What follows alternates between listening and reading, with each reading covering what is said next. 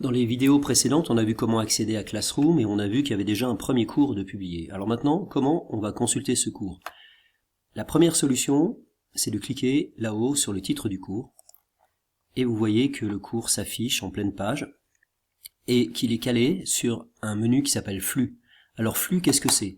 Vous voyez ici, c'est tout ce qui a été publié par le prof ou par d'autres élèves au sujet de ce cours. Donc ici, on constate que le prof a commencé par publier une carte du croissant fertile ici, et après il a publié un devoir à faire sur le croissant fertile. Bien. La deuxième solution, c'est de cliquer sur Travaux et devoirs, et là vous avez simplement le plan du cours.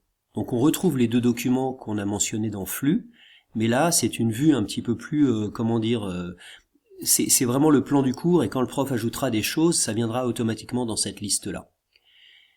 Voilà, donc on va regarder maintenant comment on revient au cours. Donc je clique ici en haut à gauche sur le titre du cours et je suis ici sur la page d'accueil du cours.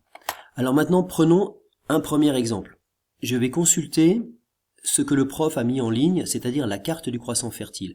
Je clique une première fois sur le titre et là vous voyez c'est simple. Ici j'ai un petit commentaire du prof. Regardez cette carte, elle permet de répondre au questionnaire. Je peux commenter cet envoi ici.